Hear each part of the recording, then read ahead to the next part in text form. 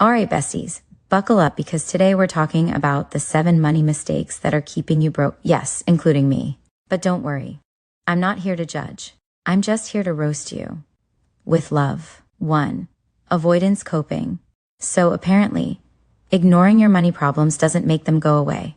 Shocking, right? Turns out, stuffing your unopened bills in a drawer and praying for divine intervention is not a financial strategy. Who knew? IRS, if you're watching this, please give me a sign. 2. Social comparison.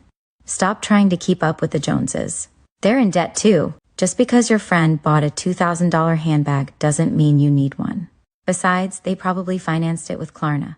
Let's keep it real. Oh wow, new car? Must be nice. Hey, how's that credit score looking though? 3. Mismanaging capital. If you've got money just sitting in your bank account, congrats. You're helping the bank get richer. That's cute. Meanwhile, inflation is out here doing backflips on your savings. Put that money into an investment instead. 4. Not valuing your time. Did you know you can figure out how much your time is worth? I calculated mine and let's just say I'm not picking up pennies off the street anymore. Here's the math, besties. Grab a calculator or don't. I already did it for you. Step 1. Take your annual income. Let's say $50,000. Step 2.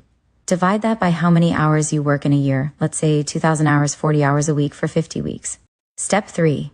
Boom. That's $25 an hour. So if you're making $25 an hour, why are you spending 3 hours cleaning your bathroom when you could just pay someone $50 to do it? And then use that time to make more than $50. Time is money, besties. Delegate the struggle. 5. Living on 90% of your income. Live on 90% of your income and save the rest. Groundbreaking, except when your rent is 85% of your paycheck. But hey, let's manifest lower rent prices together. 6. Not focusing on earning more. Cutting back on lattes is not going to make you rich. Trust me, I've done the math. Make more money, it's that simple. Now, if only I knew how to do that.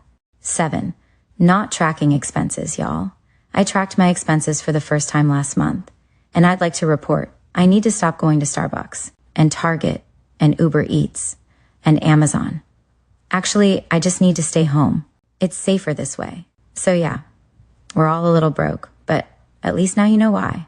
Like and subscribe if you want more unhinged financial advice. Or don't. I'm not your mom, but seriously, subscribe. I need the ad revenue.